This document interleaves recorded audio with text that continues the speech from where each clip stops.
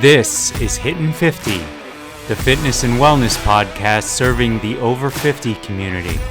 I'm your host, Chris Cotnor. Welcome to episode 2 of the HIIT'N 50 podcast. I'm your host, Chris Cotnor. I'm coming to you this morning from sunny New Jersey. Yes, it is in fact sunny, despite the fact that we've had somewhere in the vicinity of 9 inches of rain in March, making it one of the wettest on record.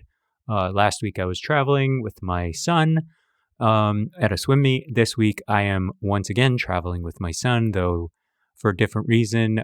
He is starting to visit colleges or embarking on a next sort of round of visits to colleges. So we'll be doing that over the next couple of days, and you'll be listening to this while I'll be in Boston, where I hope it's sunny, though the Red Sox will still be on the road, sadly. But I wanted to say thank you all so much for listening to the first episode of the show. It debuted at number 64 in the fitness category of podcasts. It's not easy to launch a new podcast. There are over 4 million podcasts out there. And while all of them are certainly not active, they nonetheless make discovering new shows very difficult. So thank you all for that. Last week's episode, we had 3 incredible guests. Dr. Kavita Patel talked about the importance of exercise and the impact on your body and mind. Rebecca Dickinson joined us for a conversation about gut health and the importance of a healthy gut and a balanced gut. And finally, we had Christine Boyer-Zazzaro, who talked about her approach as a personal trainer with her clients. Both Christine and Rebecca are back this week. Christine's going to talk about fitness for golfers and tennis players. Rebecca is going to expand on a topic that she raised last week, which was that a well-stocked pantry can take you very far. And I was intrigued by that statement to the point where I asked her to come on and talk a little bit about what an actual well-stocked pantry looks like. And then my third guest is a new arrival on the podcast for this week. She is somebody who listens to some of our other shows that we produce in my day job, Linda Magid. And Linda will talk about Pilates, the origin of Pilates, and some of the workouts that she does. So I'm really excited about this episode. The main thing I'm here to talk about today is sleep. It's incredibly important, and you're going to see just how important it is. I'll throw a few data points at you, but I'm going to be looking to some of my friends to help me out, in particular, Matthew Walker, who wrote a book called Why We Sleep. He's a professor of neuroscience and psychology in the Department of Psychology and with the Helen Willis Neuroscience Institute at the University of California, Berkeley. He's also the founder and director of the Center for Human Sleep Science. I have a few clips to share with you from various talks that he's given, one of which was a TED Talk, and I will link to all of those in the show notes when the episode is complete. Before we get into that, I just wanted to remind you that you can follow me on X or Twitter, if you still call it that, at CCOTNOIR. Same handle for Instagram, Facebook, Christopher Cotnor, and LinkedIn, Chris Cotnor. You can also subscribe to my Substack, which goes out on Fridays, and will preview the upcoming episodes of the podcast, and also includes my big story for the week. So please subscribe to that. That's HIIT'N 50, HIIT'N 50.substack.com. And finally, if you could rate, review, and subscribe to the podcast, it very much helps with discoverability. As I mentioned, it's very difficult to find new podcasts unless you're perpetually in the top, 100 to 200 podcasts. So with that, let's get into it. So sleep. Over the past several years, I've made sleep a priority of mine. And you might be thinking, well, yeah, sleep's a priority of yours as well. But one of the things I think that I recognized in terms of my own sleep patterns is that I was not going to sleep at the same time every night. I was not waking up at the same time every morning. Some days I would feel great. Other days I wouldn't feel so great. I was not getting the recommended amount of sleep, that's for certain. And this all despite the fact that, as a high schooler, weirdly enough, I went to bed religiously at 10 o'clock at night, and I woke up every day at 6 o'clock in the morning. I think as I've aged or have gotten older, my sleep patterns deviated to some extent, perhaps because, I didn't want to miss the game, or I felt like I was missing out if I was actually asleep instead of awake and doing things. But it turns out that sleep is incredibly important. And I've tried to, when I started writing my Substack, it was very much focused on exercise and fitness. I've taken a more holistic approach to my health for a lot of different reasons, but I couch these into categories of exercise and fitness, mental well-being, sleep, and nutrition. Sleep is right up there with all of those categories because of what's actually happening when you go to sleep. So let's start with some data points.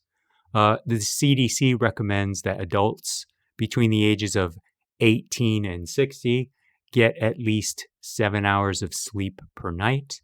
And it's been shown that less than 6 hours of sleep per night actually starts to be detrimental to our health. Let's take a listen to Matthew Walker talking about this very subject in terms of sleep loss in your immune system, as well as the cancer risk involved. But as a deeper dive, I want to focus on this: sleep loss and your immune system. And here I'll introduce these delightful blue elements in the image. They are called natural killer cells. And you can think of natural killer cells almost like the Secret Service agents of your immune system. They are very good at identifying dangerous, unwanted elements and eliminating them. In fact, what they're doing here is destroying a cancerous tumor mass. So what you wish for is a virile set of these immune assassins at all times. And tragically, that's what you don't have if you're not sleeping enough.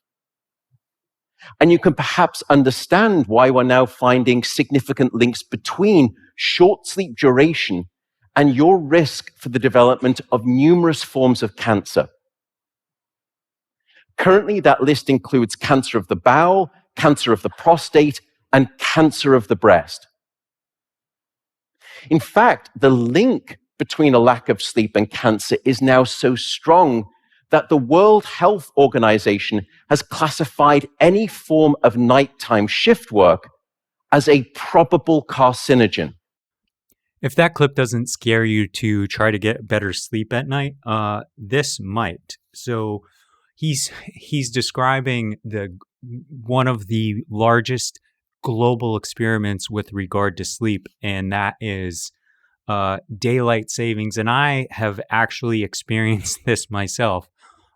Each year, as we spring ahead, we lose an hour of sleep. Now, it's 1 hour, but for me, that 1 hour, it hits you on both sides, right? So you're waking up at an hour later, and you're trying to go to bed an hour earlier, and it really can disrupt your sleep patterns and take a few days for you to adjust to that.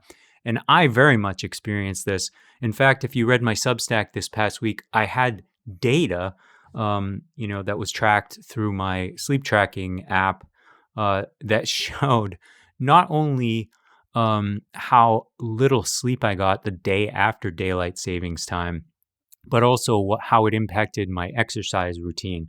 But listen to this clip from Matthew Walker in terms of what happens to the rates of heart attacks when we push our clocks ahead or adjust them back in the fall. Or I could tell you about sleep loss and your cardiovascular system, and that all it takes is 1 hour. Because there is a global experiment performed on 1.6 billion people across 70 countries twice a year. And it's called daylight savings time.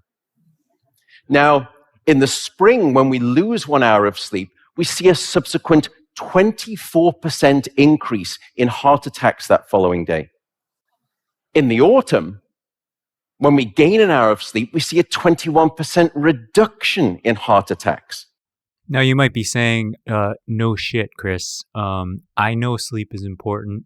I try to sleep every night. I try to go to bed at a certain time and wake up at a certain time, but nothing works. And I don't know if this is good news or not, but you're certainly not alone. Around a third of the population experiences some sort of sleep disruption, sleep disorder, sleep deprivation. What's truly confounding to me about this stat is that sleep should be some natural thing that we should be able to do. It's not like, we have to learn how to sleep. It's built in innately. And yet so many of us have problems going to sleep. And it's not like I can will myself to sleep. When I'm staring at the clock at 2 a.m. and I can't fall asleep, it's not like I have some magic bullet that's going to, essentially make me fall asleep any faster. So it's an incredibly, incredibly frustrating thing to go through. And night after night, if you're going through this, it's got to be so incredibly frustrating for you. The thing is, not all sleep deprivation is equal, and I kind of characterize it into 2 buckets. The first bucket is people who actually have a sleep disorder. They were diagnosed with insomnia or sleep apnea. I'm not necessarily going to focus on those things. I'm going to focus on the things that we can control, things like environment, temperature, making your room dark, the kinds of things that, when I say I prioritize sleep, these are the kinds of things that I had to go through. Now, again, when I was not sleeping well, I was watching TV, I was watching sports, the bedtimes varied. And, I would ultimately wake up around the same time because I had to for work. But I was getting, 5 hours of sleep. Maybe some nights I was getting 4 hours of sleep. And while I may have been able to function, there was real damage that was being done because of that lack of sleep. So I'm going to focus on the process of getting ready or getting your body ready to go to sleep. Because, there are definitely some things that we can do. And I get this, not everything is going to work. It's not always going to be possible to do all of the things that are required. But again, it's like anything else. If you make it a priority, you can start to have an impact on your sleep schedule. So the first thing I did, like I said, I made it a priority, which meant to me that I had to find a bedtime routine that worked, a time to go to sleep that worked, and a time to wake up that worked. But that also included some lifestyle changes. So one of the things that I did was I stopped drinking alcohol. While alcohol acts as a sedative, it has an impact on your sleep cycles. Here you can take a listen to Matthew Walker once again, describing the impact of alcohol on your sleep. Alcohol is quite different in that regard. Alcohol is, because it's a sedative, what it's really doing is trying to essentially knock out your cortex. It's sedating your cortex. And sedation is not sleep. But when we have a couple of drinks in the evening, when we have a couple of nightcaps, we mistake sedation for sleep, saying, well, I always, when I have a couple of whiskeys or a couple of cocktails, it always helps me fall asleep faster. In truth, what's happening is that you're losing consciousness quicker, but you're not necessarily falling naturalistically asleep any quicker. So that's one of the first sort of things just to keep in mind. The second thing with alcohol is that it fragments your sleep. And we spoke about the quality of your sleep being just as important as the quantity. And alcohol, through a variety of mechanisms, some of which are activation of that autonomic nervous system, that fight or flight branch of the nervous system, alcohol will actually have you waking up many more times throughout the night. So your sleep is far less continuous. The other substance is caffeine, of course. And I think in terms of my research and preparing for this particular episode and my writing this week, I was struck by the fact that caffeine has a half-life of 6 hours. So if you drink a cup of coffee at 6 in the morning, half of that caffeine is living in your system. If you drink 2 cups of coffee, essentially all of the caffeine from 1 cup of coffee is in your system at noon. So it's highly recommended that you limit caffeine to the morning. There's dependencies on things like your metabolism and your genetic makeup in terms of how you can process caffeine. But generally speaking, limiting caffeine to the mornings is probably beneficial. And again, here's Matthew Walker talking about the impact of caffeine on your sleep cycle. Caffeine will impact your sleep in a number of different ways. Firstly, because it's a stimulant, it's more likely that you'll have difficulty either falling asleep, or if you fall asleep, you may have difficulty staying asleep, that it will wake you up, and then it's harder to get back to sleep. That's the first problem with caffeine. The second one is something that many people don't understand about caffeine, which is that its duration of action is much longer than you may expect. Caffeine has what we call a half-life of 6 hours, but it has a quarter life of 12 hours. In other words, if you have a cup of coffee at noon, then a quarter of that caffeine is still in your brain at midnight. So a cup of coffee at midday is the equivalent of tucking yourself into bed, and just before you turn the light out, you swig a quarter of a cup of caffeine or a cup of coffee, and you hope for a good night of sleep. And that rarely happens. The third thing about caffeine is that it will actually block your deep sleep. So some people will say to me, I'm one of those who isn't really affected by caffeine. I can have a cup of coffee after dinner and I fall asleep and I stay asleep. So isn't that okay? Well, one standard cup of coffee in the evening, and we've done these sort of studies anywhere between 150 to 200 milligrams of caffeine in the evening, will actually reduce the amount of deep sleep that you get that night by about 20%. Now, to put that in context, I would actually have to age you by about 15 or 20 years to decrease that amount of deep sleep by 20%. Or you can do it every night with a cup of coffee. Well, caffeine and alcohol are pretty obvious impactors of sleep. There are tons of other factors, but the key is to find a sleep routine that works for you and using some combination of these elements. We already talked about alcohol and caffeine. Try not to eat anything at least 3 hours before bedtime. It's best to go to bed with a little bit of hunger. Abstain from stimulating electronics. This was interesting too, because they are suggesting, and research suggests, that playing video games and checking social media and looking at your phone has more of an impact than, say, listening to music or watching television or reading a book, which do not seem to have as much of an impact on your sleep patterns as these other devices. So if you can avoid it, keep them out of the room. I do not, of course, but I also don't necessarily look at my phone before climbing into bed. Try to avoid, this to me is the most frustrating thing. Try to avoid any anxiety-inducing stimulation. For me, this is probably one of the more frustrating things about sleep. The fact that you can go through the day and not think about anything, or at least you're kind of dealing with whatever it is that might be stressing you out. Once you put your head on the pillow and that thought pops into your head, it can be debilitating and it can really impact your sleep. So do your best to avoid it. Another tip is to try to take a warm shower, or if you have access, get into a hot tub, because when you climb into bed, that is much cooler than the hot tub or shower that you just exited. It will signal that your body temperature needs to lower and that it's time to sleep. Room should be cool. I have no issues with that. I frankly like it as cold as possible because I like to sleep with a lot of blankets.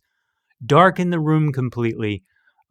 This can be difficult if your spouse or partner is interested in watching television. But I've actually learned through my approach to my routine that I can, in fact, have the TV on in the background. I block out the light, with the blankets, and it doesn't bother me anymore. It used to bother me enormously. I needed a completely dark room. I needed white noise. And if I was sleeping away from home and I couldn't replicate that environment, it stressed me out. I was, probably not going to sleep that well. And then the final couple of things is, one, give yourself enough time to sleep. So if your goal is to sleep for 7 hours, try to get into bed, 8 hours before you're supposed to be waking up. Again, I realize all of these things are not necessarily possible every single night. And don't stress about sleep. It's not like, you have to do all of these things in order to get a good night's sleep. It's about finding what works for you. Wake up at the same time every day, and that includes weekends. I wake up relatively within an hour of when I wake up during the weekdays. On the weekends, some of that is my circadian rhythm, I'm sure. I am more of a morning person, and there is such a thing as a morning person or a night owl.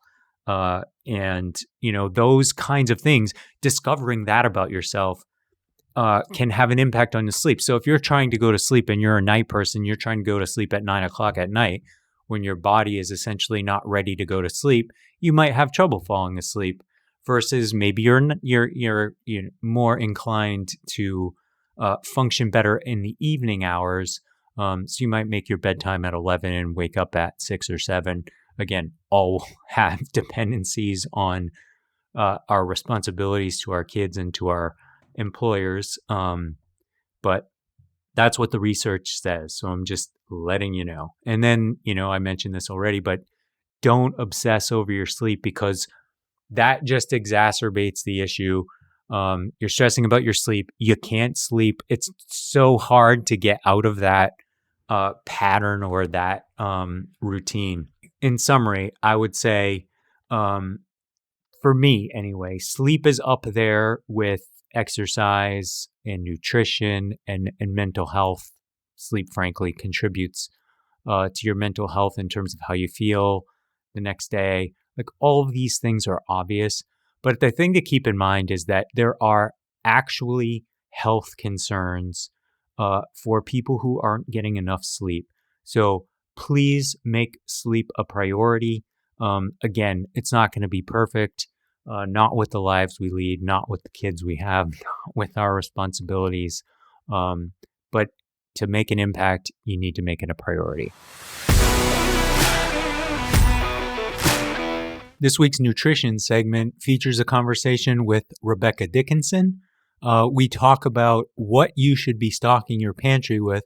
So give that conversation a listen, or I'll be back on the other side. Hi, I'm pleased to be joined by Rebecca Dickinson. Rebecca is a registered nurse and a certified holistic health coach, and she appeared on the first episode of the podcast last week. So welcome back, Rebecca. Hi, thank you for having me again, Chris. Nice to see you. Nice to see you as well. One of the things you mentioned last week that at the time seemed a bit of a throwaway comment, but you said a well-stocked pantry can take you far. If I were to meet with a client and we were going to do a pantry makeover, we would go in and pull everything out of the pantry, and we would sit down and start reading ingredient labels. And if something is in that pantry that has ingredients that you can't pronounce, that goes in the garbage. If it's got, that sort of paragraph of ingredients, and likely a lot of those ingredients are going to look foreign, that's probably going to go into the garbage. So we want to keep that ingredient list short, ideally, no more than 5 ingredients. And we want it to be all things that we can pronounce and all things that we would cook within our own kitchen. So as far as those packaged items that you buy, that's what we're looking for. Ideally, a pantry is going to have whole food ingredients. So it's going to be beans, it's going to be nuts, it's going to be seeds, whole grain flours, and there's tons of different flours that are on the market now. So you've got whole wheat flour, but you've got almond flour and coconut flour for your gluten-free people. You've got spelt flour. So there's a lot of choices there. Oatmeal is going to be in your cabinet. You're going to have all those ancient grains in your pantry. And you're going to have, just things that you can pull out and put together for a meal. What are some of the other things that you yourself keep in your pantry, and what are some of the things to avoid? Because I can say with certainty we probably have some of those things in our pantry, but I also know for a fact, because I make the boys lunches every morning, that there's definitely some cookies, chips, and other various not so good snacks. Okay, so look, I have a 17-year-old son, and he doesn't think it's a snack unless it comes out of a bag or a box.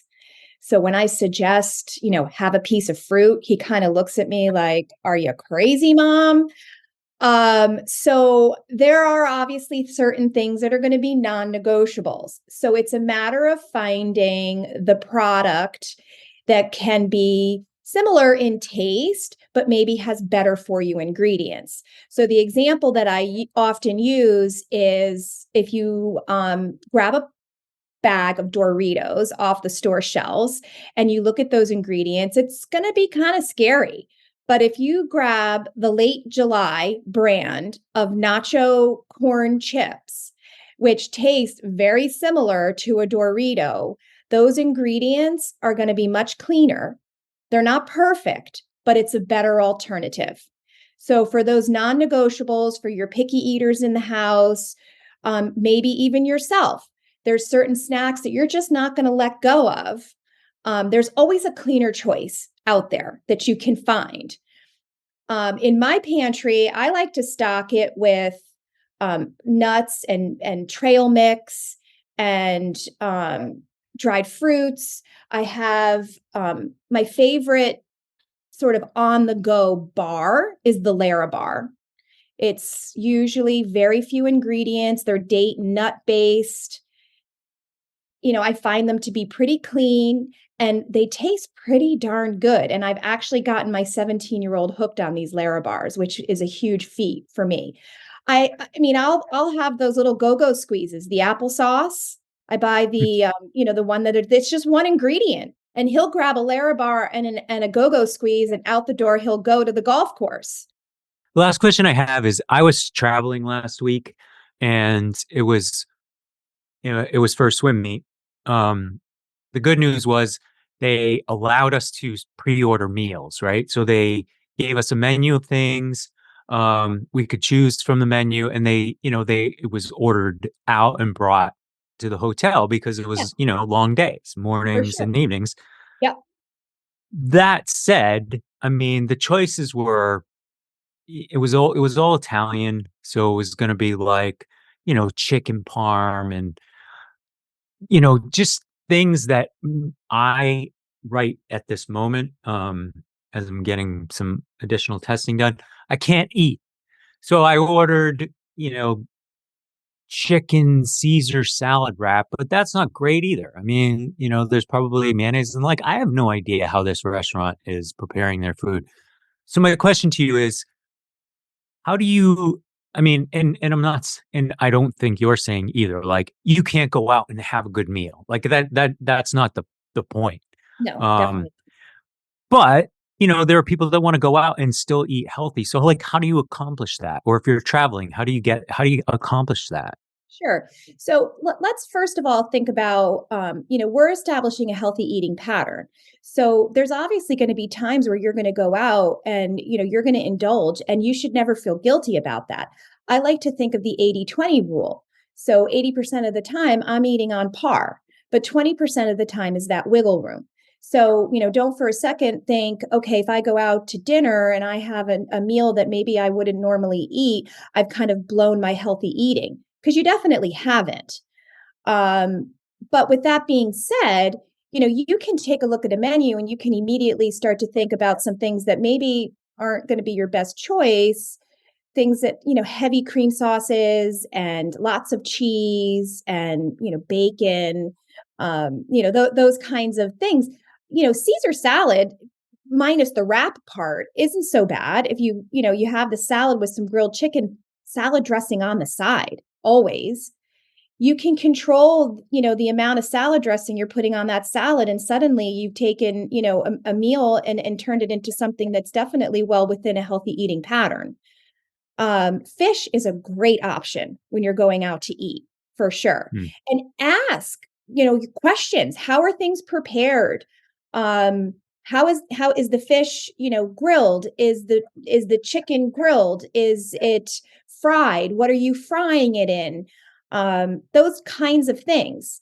You can also oftentimes, restaurants are super accommodating because people have all kinds of dietary restrictions.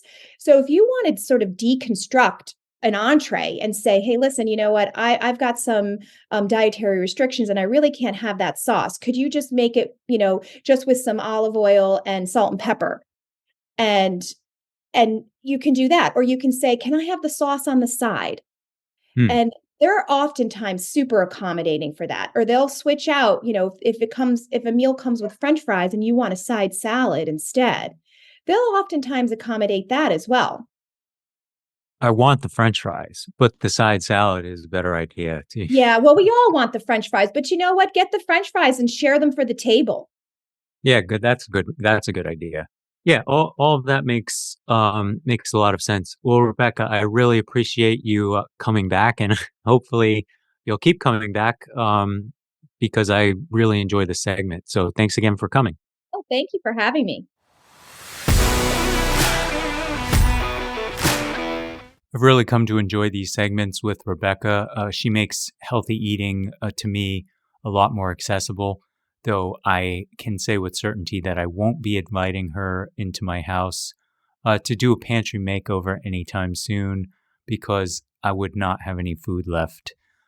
For my next segment, Christine Boyer-Zazzaro joins us. The weather's getting better. Spring is here. Golf courses are opening up. Tennis courts are opening up. So she's going to talk a little bit about the approach that she takes with her clients who are specifically looking to improve their golf and tennis fitness. So take a listen to that. I'm pleased to welcome back to the podcast Christine Boyer-Zazzaro, who has over 30 years of experience as a fitness professional, certified personal trainer, and a group exercise instructor in the private and corporate sectors. She's certified in both personal and group fitness training, mat Pilates, and is a golf fitness specialist who's certified by the Titleist Performance Institute, which is very relevant today because we're going to be talking about the training that she does for her golf and tennis clients. So Christine, welcome back. Oh, thank you, Chris. It's great to be back. Are you having a good week so far? So far, so good. How about you? Oh, excellent. Thank you. Nice to hear. So let's get into this because I know you have some clients to see in just a short amount of time. We talked last week, and one of the areas that you highlighted was the fact that a lot of your clients are coming to you who have tennis and golf backgrounds. And I, got me thinking a bit about, because golf's not really a sport, right? I mean, guys just walk around and drink beer, smoke cigars, hit a couple balls. I'm kidding, of course. Well, yes and no. Yes and no. Some days those are the things that are exactly what's happening on the golf course. But the game has changed significantly. And I think what we saw, in the late 1990s with Tiger Woods is just this emphasis on fitness. So when folks come to you, who are golfers, and tennis players, what are they looking to address? Well, each individual has their own set of goals, and it could be a matter of they're having lower back issues, or that perhaps they've got tennis elbow. It could be a variety of different things, or they just want to have more endurance. So everybody is different and unique. So each program that I design for the individual is based on their own needs, and usually an assessment that I do prior to getting their workout started. I usually do some type of a body assessment to see, if they can squat without lifting their ankles. There may be an issue with dorsiflexion, or if they can raise their arms over their head while up against a door without arching their back. So there's a variety of different assessments to do prior to developing the right program for the tennis player or golfer.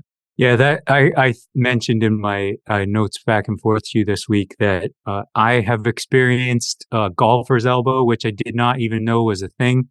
It was on a day we were playing in a tournament, and I was probably on like hole number 24 for the day, and my arm was hurting. And not only that, but I had a lump, and I never experienced that before. It was so weird. I've also torn my calf playing paddle, so I know like these injuries are fairly common, in these sports. But for a golfer, what does a specific routine look like for your client? Well, for golfers and tennis, I mean, they both have just so many similarities. They're both rotational sports. So the swing path is important for both sports. So generally speaking, you want to work on strength, endurance, believe it or not, on the golf course. I mean, you need that endurance because once you start becoming fatigued, mental fatigue sets in. Flexibility, emphasis on balance, core strength, rotational power. So there's quite a few things that are very similar to also what tennis players need.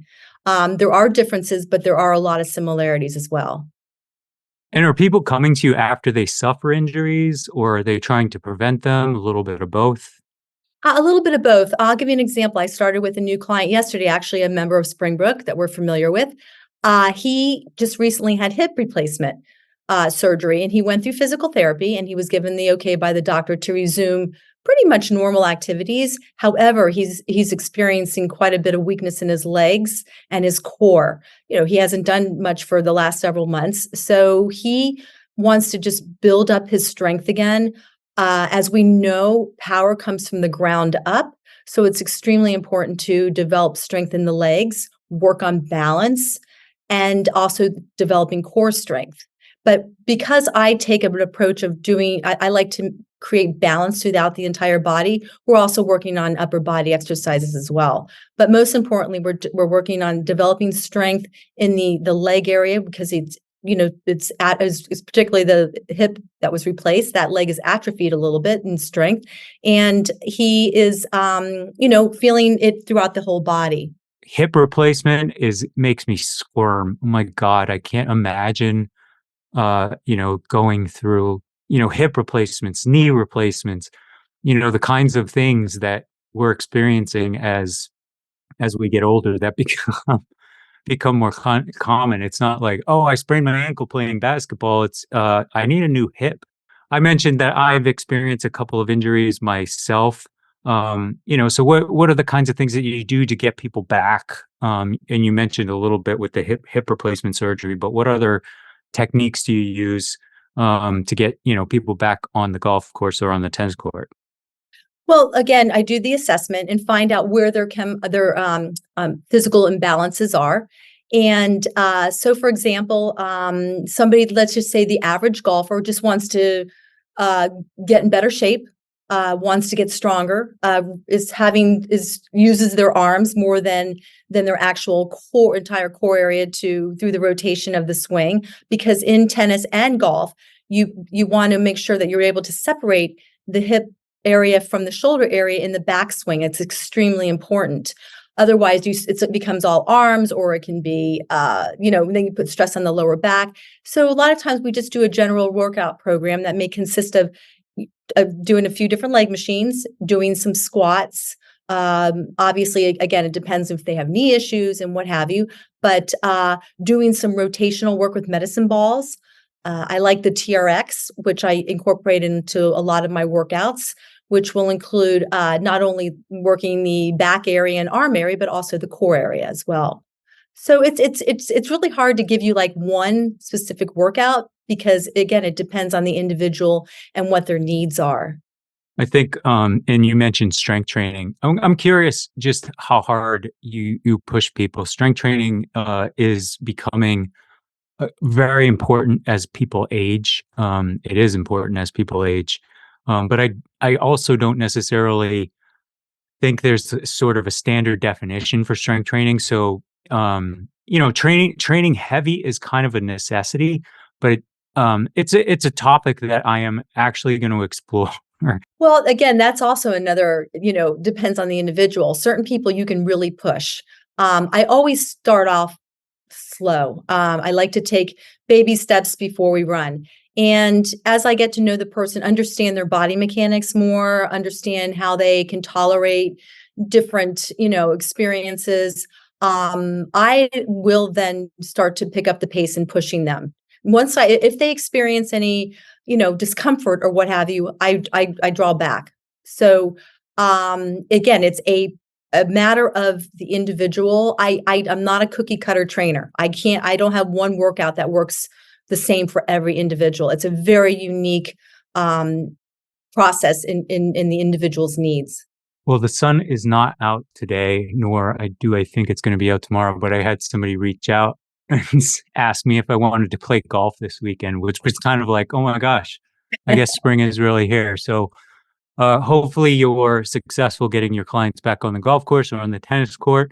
Well, thank you again for joining us today. And we will hopefully be back next week with another segment. I think, as I've teased, I think I'm going to focus next week on strength. But we'll see, what news comes out. But thanks, Christine, for joining. Thank you so much, Chris. It's great to see you again. Have a great week. You too. Thanks very much. I got to say, I'm incredibly fortunate to be able to be joined by Christine each week. Hopefully she continues to join us each week. She's incredibly knowledgeable. My wife actually trained with her for a period of time, and she's top notch. So really grateful for her joining us. Before I get to my final segment today, I wanted to bring up something I saw in the doctor's office. So I had to go to the doctor last week, which for reasons I will eventually share. Just not kind of ready to do that yet. But on the wall, there was a Cat in the Hat on aging poem, and it reads, "I cannot see, I cannot pee, I cannot chew, I cannot screw. Oh my God, what can I do? My memory shrinks, my hearing stinks.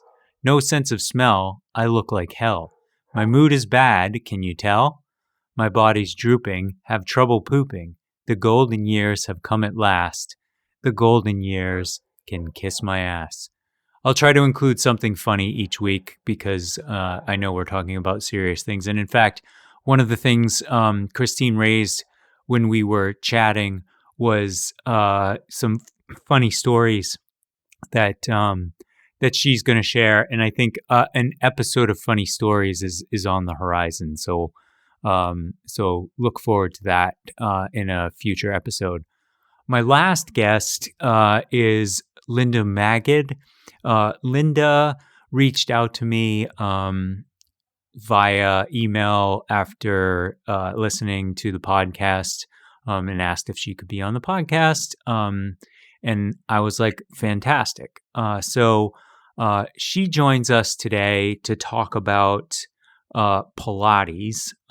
She had a number of areas that she could have touched on, but I kind of wanted to get into Pilates because I think it's something that has grown in popularity. and people don't maybe necessarily understand the differences between the types of Pilates that are available. So let's bring you that conversation with Linda. I'm joined for this segment by Linda Magid. Linda is a fitness instructor and owner of Pilates for Real Bodies. And I actually met her through other podcasts that we produce, and she reached out. And I'm happy to have her join the conversation today. So welcome, Linda. Thank you so much. When we discussed topics for this week, you talked to me about a number of things, one of which was Pilates. And Pilates is something that my wife has been interested in. She's done both mat and reformer. But let's just start with the basics. What is Pilates, and where did it come from? Like, what's its origin story? That's a great question. A lot of people wonder about that. And what I find really interesting is that there's a lot of mystery about the origin story of Pilates. It was created by Joseph Pilates, that we know for sure. He actually created it using the name Contrology or Contrology. So basically control, OGY. I don't use that name because I don't use it that much. I'm not even sure how to pronounce it. But he was German. He was always interested in fitness, but not a great businessman, had a lot of failed businesses. And in 1914, he was in Great Britain. It's hard to confirm why he was there, but he was there and he ended up in jail. He ended up he was like a prisoner of war, basically. So, by the way, all the information I'm giving you, I got from a book called Caged Lion by John Howard Steele. There are different books out there about Joseph Pilates. There's a lot online, but this book is the one that I think is researched the best. So that's why I use it. In Steele's research, he found that Joseph Pilates was a prisoner of war, probably was on a ship, but he was trying to get out of Germany, wasn't really part of the World War I. But while he was in prison, he created mat Pilates. That's the point of sharing this story. Because if you think about it, he's in a small cell. He has a bed, but the bed takes up space. So he creates an exercise format, because exercise is really important to him, the size of basically a yoga mat. So everything in mat takes place laying down. You're either on your back, on your stomach, or on a side, and it's all confined to that small space. So then he gets let go or set free or whatever they call that. He goes back to Germany and he continues to tinker with different equipment, trying to create exercise equipment. Still, again, boxing, things aren't going well. He starts working with a ballerina and rehabilitating her and other ballet dancers in Germany. And then in 1926, he officially leaves Germany for the United States. And he starts a Pilates studio using his reformer as the exercise program. And that ballerina from Germany comes to the United States. And so that's how he gets into the ballet community in New York. So people associate Pilates a lot of times with dance or with ballet. That's really why, because those were his clients. Plus, anybody who just wanted to exercise could come. It didn't have to be ballet dancers. And that's basically how Pilates got started, from his kind of invention and his love for exercise. So you mentioned in our conversation, and you just mentioned again, mat Pilates was the origin, I suppose, of Pilates, and that you kind of favor mat Pilates over reformer. But can you talk a little bit about the differences between the two? Like, why is there a machine when you could just do everything on a mat? Yeah. The reformer is, we don't really use the word machine, only because you think of a machine as a machine helps you do something. And these pieces of equipment, you are doing the work. A reformer has a carriage. It's like a movable seat or square that goes back and forth, and it moves with coils as the resistance. You can increase resistance, you can lessen resistance. And it also has pulleys. So you're either pushing or pulling, and you are using the resistance of the springs to create the exercise. On a reformer, you have a lot more options because you have a moving piece.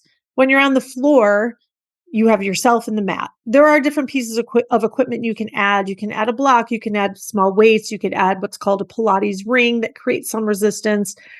There's lots of different, innovative things you can do, but ultimately the mat is the mat, and you're working against gravity, and you don't have anything making that harder, but you don't have anything making that easier. With the reformer, it's less gravity and the resistance is in the springs. There's also the tower, there's a Cadillac, there's a Pilates chair. I'm not exactly sure all the pieces that were created by Pilates. I do know the chair was created by him, and the reformer, the Cadillac and the tower may have been added later. But with all those different pieces of equipment, you're changing the resistance, you're changing the location of the resistance, and that changes the exercises. So what are the benefits? Like, why do people do Pilates over, say, yoga or bar or other types of mat exercising?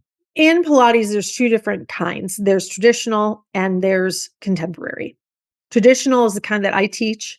It follows Joseph Pilates exercises, generally in his order, and it's the same every time. You do 3 to 5 repetitions of anything. That's it. Contemporary is going to be more like bar. Bar is high repetition, high intensity muscle burn, low weight or just body weight. That's going to create endurance. So contemporary Pilates is like bar. You're going to do a lot of repetitions of things. You're going to really, oh my God, it hurts so much. I need a break. That intense burning feeling. That's in kind of that category. Traditional Pilates is really more for stability. So you're creating stability in your core. You're creating stability across your hip carriage so that you can control your movements. And stability is the kind of thing like balance, like you're getting stability, and that's going to help you with all the other kind of exercising that you do. Yoga is interesting because yoga, there's different kinds of yoga. So certain ones are going to be more for stability. Certain ones are going to be more for endurance. Why people do one or the other, I mean, I just really think it's a feel of a class. Like in Pilates, you're moving very precisely. You're getting a lot of cueing. You are, if you're on a reformer, you got to change the springs. You got to change the foot bar. You got to change this. And there's a lot of like focusing on like, okay, we're going to do this now. Get your box, get your this, get your that. In yoga, you can be a lot more meditative. People really enjoy that.